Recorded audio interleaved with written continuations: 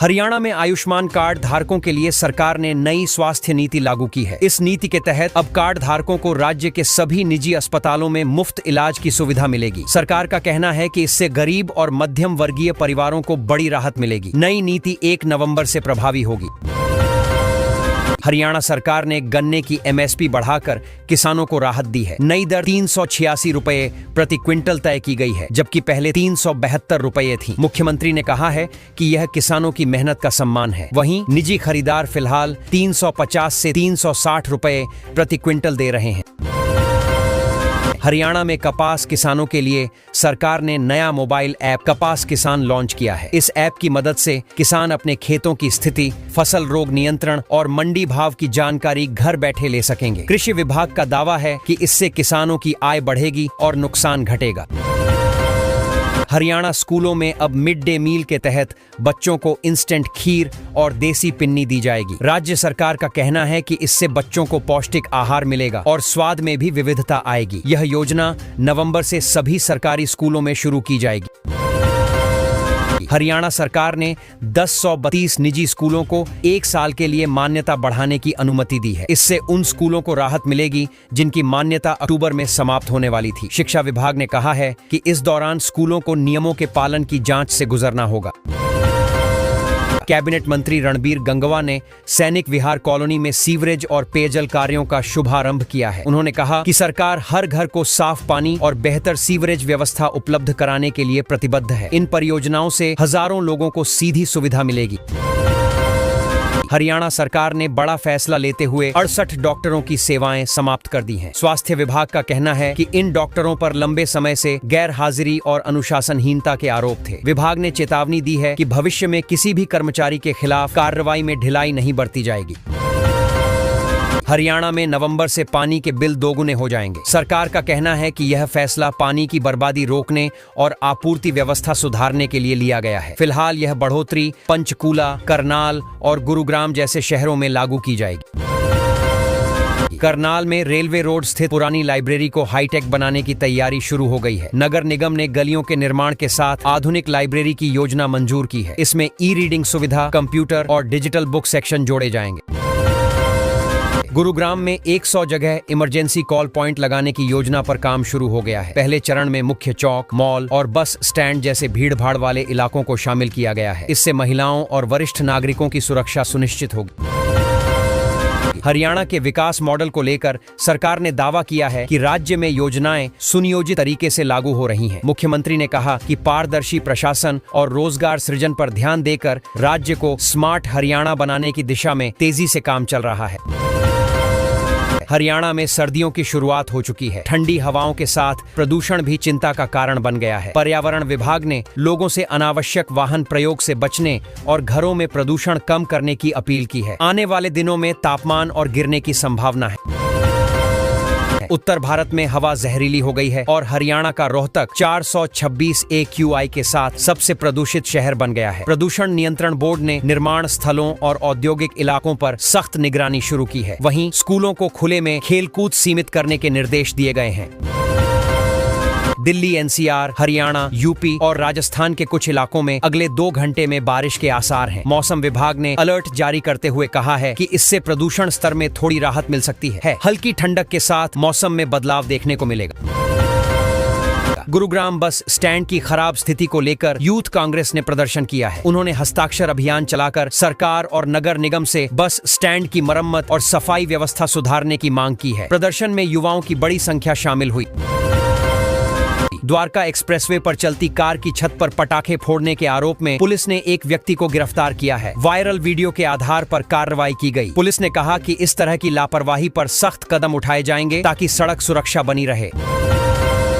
धूल नियंत्रण और प्रदूषण रोकथाम के लिए गुरुग्राम नगर निगम MCG एक्शन मोड में आ गया है। निगम ने सड़कों पर एंटी स्मॉग गन लगाने और निर्माण स्थलों की नियमित जांच के आदेश दिए हैं। प्रदूषण फैलाने वालों पर भारी जुर्माना लगाया जाएगा। हरियाणा में कर्मचारियों और आम जनता के बीच नई ऑनलाइन तबादला नीति को लेकर विरोध बढ़ गया है। कर्मचारी नेता गोयत ने कहा कि यह नीति खतरनाक साबित होगी क्योंकि इससे तबादले मनमाने तरीके से किए जा सकते हैं। सरकार ने फिलहाल समीक्षा के संकेत दिए हैं। सुप्रीम कोर्ट ने हरियाणा के जस्टिस सूर्यकांत के लिए फैसला सुनाया है। अब वह 24 नवंबर को भारत के अगले मुख्य न्यायाधीश सीजेआई का कार्यभार संभालेंगे। हरियाणा के लिए यह गर्व का क्षण माना जा रहा है क्योंकि यह राज्य से आने वाले दूसरे मुख्य न्यायाधीश होंगे। धान खरीद के नाम पर कागजी एमएसपी घोटाले को लेकर कांग्रेस नेता सुरजेवाला ने सरकार पर निशाना साधा है। उन्होंने कहा कि किसानों को एमएसपी का पूरा लाभ नहीं मिल रहा और कई खरीद केंद्रों में रिकॉर्ड में हेराफेरी हो रही है। उन्होंने जांच की मांग की है। हरियाणा के कई जिलों में धान, कपास और बाजरे के दामों में गिरावट देखी जा रही है। किसान मंडियों में सरकारी दर से कम दाम मिलने से नाराज हैं। कृषि विभाग ने स्थिति की रिपोर्ट मांगी है और जल्द हस्तक्षेप का आश्वासन दिया है। गुरुग्राम में नौकरी दिलाने के नाम पर लाखों रुपए की ठगी का मामला सामने आया है। आरोपी लोगों से सरकारी विभागों में नौकरी लगवाने का झांसा देकर पैसे ले रहे थे। पुलिस ने केस दर्ज कर जांच शुरू कर दी है। हरियाणा में आज सरदार पटेल की 150वीं जयंती के मौके पर सरदार हेक 150 यूनिटी मार्च का आयोजन किया जाएगा। राज्य भर में रैलियां और सांस्कृतिक कार्यक्रम होंगे। सरकार का उद्देश्य युवाओं में एकता और राष्ट्रभक्ति का संदेश फैलाना है। हरियाणा के कई शहरों में प्रदूषण का स्तर खतरनाक होने पर प्रशासन ने कचरा जलाने और निर्माण कार्यों पर अस्थायी रोक लगाई है। पर्यावरण विभाग की टीमें लगातार निगरानी कर रही हैं ताकि वायु गुणवत्ता में सुधार लाया जा सके। हरियाणा रोडवेज में इस बार बम्पर भर्ती आई है। सबसे खास बात यह है कि उम्मीदवारों को आवेदन के लिए कोई शुल्क नहीं देना होगा, यानी फ्री में आवेदन करने का शानदार मौका है। बेरोजगार युवाओं के लिए ये एक सुनहरा अवसर है, खासकर उन लोगों के लिए जो लंबे समय से सरकारी नौकरी का इंतजार कर रहे थे। अब बस ऑनलाइन आवेदन शुरू होते ही फॉर्म भरने की तैयारी कर लीजिए। हरियाणा सरकार ने राज्य में खेलों को बढ़ावा देने की दिशा में बड़ा कदम उठाया है। बताया जा रहा है कि एक शहर में 500 करोड़ की लागत से भव्य खेल स्टेडियम बनाया जाएगा। इसके लिए डीपीआर यानी विस्तृत परियोजना रिपोर्ट पर काम भी शुरू हो गया है। इससे खिलाड़ियों को वर्ल्ड क्लास सुविधाएं मिलेंगी और राज्य में खेल संस्कृति को नया आयाम मिलेगा। हरियाणा में इस वक्त उर्वरक संकट को लेकर सियासत तेज हो गई है। कांग्रेस और इनेलो दोनों ही सरकार पर हमला बोल रहे हैं। विपक्ष का कहना है कि किसानों को समय पर खाद नहीं मिल रही, जिससे बुवाई पर असर पड़ रहा है। सरकार का पक्ष है कि जल्द ही सप्लाई सामान्य कर दी जाएगी ताकि रब्बी फसल पर कोई असर न पड़े। खेती के मोर्चे पर एक अच्छी खबर आई है। हरियाणा कृषि विश्वविद्यालय ने गेहूं की नई किस्म WH1402 विकसित की है। वैज्ञानिकों का दावा है कि इस किस्म से 70 क्विंटल प्रति हेक्टेयर तक उपज मिल सकती है। यह किस्म रोग प्रतिरोधी है और किसानों के लिए मुनाफे का सौदा साबित हो सकती है। कृषि विभाग इसे जल्द बड़े पैमाने पर बढ़ावा देने की योजना बना रहा है। हरियाणा में महिला सुरक्षा और सशक्तिकरण को लेकर महिला आयोग सक्रिय हो गया है। आयोग ने राज्य के जिमों में महिला ट्रेनर रखने को लेकर खेल विभाग को पत्र लिखा है। आयोग का कहना है कि कई जिमों में महिलाओं को ट्रेनिंग लेने में असहजता महसूस होती है, इसलिए वहां लेडी ट्रेनर की नियुक्ति जरूरी है। सरकार अब इस दिशा में नीति बनाने पर विचार कर रही है। राज्य में शिक्षा विभाग से जुड़ी एक बड़ी खबर है। अनुसूचित जाति और अन्य पिछड़ा वर्ग के छात्रों के लिए खुशखबरी आई है। सरकार ने घोषणा की है कि 3 साल से लंबित स्कॉलरशिप जल्द जारी की जाएगी। इससे हजारों छात्रों को राहत मिलेगी और उनकी पढ़ाई बिना रुकावट जारी रह सकेगी। विभाग ने प्रक्रिया को अंतिम चरण में पहुंचा दिया है। हरियाणा के सरकारी अस्पतालों में सुविधाएं लगातार बढ़ रही हैं। अब गरीबों को 130 गंभीर बीमारियों का इलाज बिल्कुल मुफ्त मिलेगा। सरकार ने स्वास्थ्य सेवाओं को मजबूत करने के लिए कई कदम उठाए हैं, जिससे निजी अस्पतालों पर निर्भरता कम होगी। इससे आम लोगों को बड़ा फायदा होगा और प्रदेश में स्वास्थ्य व्यवस्था में सुधार आएगा। राज्य में 1 नवंबर से प्रॉपर्टी रजिस्ट्री से जुड़े नियम बदलने जा रहे हैं। नए नियमों के लागू होने से रियल एस्टेट सेक्टर को बूस्ट मिलने की उम्मीद है। अब रजिस्ट्री प्रक्रिया और पारदर्शी होगी, जिससे खरीदार और विक्रेता दोनों को राहत मिलेगी। विशेषज्ञों का मानना है कि इससे निवेशकों का भरोसा भी बढ़ेगा और बाजार में तेजी आएगी। गुरुग्राम में पानी और सीवर के रेट बढ़ा दिए गए हैं। नगर निगम ने 5 साल का बकाया वसूलने की भी तैयारी कर ली है। लोगों को इस बार अपने बिल में बढ़ोतरी दिखेगी, जिससे आम नागरिकों की जेब पर असर पड़ सकता है। हालांकि निगम का कहना है कि यह कदम शहर के इंफ्रास्ट्रक्चर सुधार के लिए जरूरी है। गुरुग्राम की राजनीति में बयानबाजी तेज हो गई है। राज बब्बर ने आरोप लगाया है कि शहर 2 हिस्सों में बंट गया है और सरकार को विकास की कोई परवाह नहीं है। उन्होंने कहा कि प्रशासन सिर्फ कुछ इलाकों में काम कर रहा है, बाकी हिस्सों को पूरी तरह नजरअंदाज किया जा रहा है। स्थानीय लोगों ने भी इस बयान पर सहमति जताई है। है। हरियाणा में गुलाबी और पीले राशन कार्ड कटने का डर बढ़ गया है। लाडो लक्ष्मी योजना के तहत अब तक केवल 6,20,000 महिलाओं ने ही फॉर्म भरा है। सरकार चाहती है कि अधिक महिलाएं इस योजना का लाभ उठाएं, लेकिन कम आवेदन से प्रशासनिक चिंता बढ़ गई है। अधिकारी लगातार जागरूकता अभियान चला रहे हैं ताकि कोई भी पात्र महिला लाभ से वंचित न रहे। हरियाणा सरकार ने किसानों की मदद के लिए बड़ा कदम उठाया है। अब कपास किसान ऐप के जरिए किसान सीधे अपनी कपास बेच सकेंगे। इससे बिचौलियों की भूमिका खत्म होगी और किसानों को उचित दाम मिलेगा। कृषि विभाग का कहना है कि यह डिजिटल माध्यम किसानों की आमदनी बढ़ाने में सहायक साबित होगा। हरियाणा में बेरोजगारी एक बड़ी चुनौती बन गई है। सरकार ने 2 लाख नौकरियों के वादे किए थे, लेकिन युवा अब सवाल पूछ रहे हैं कि ये नौकरियां कब पूरी होंगी। विपक्ष का आरोप है कि सरकार सिर्फ घोषणाओं तक सीमित है, जबकि युवा रोजगार की तलाश में प्रदेश छोड़ रहे हैं।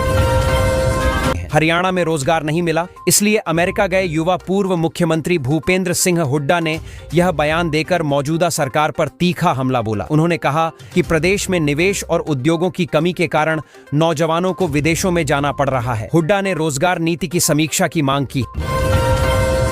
हरियाणा में अब 11 गंभीर बीमारियों का इलाज सरकारी अस्पतालों में होगा। हालांकि डॉक्टरों ने कहा कि सुविधाओं की कमी के चलते इस पहल को लागू करने में मुश्किलें आ सकती हैं। सरकार का कहना है कि जल्द ही उपकरणों और स्टाफ की कमी को पूरा किया जाएगा ताकि मरीजों को बेहतर स्वास्थ्य सेवाएं मिल सकें।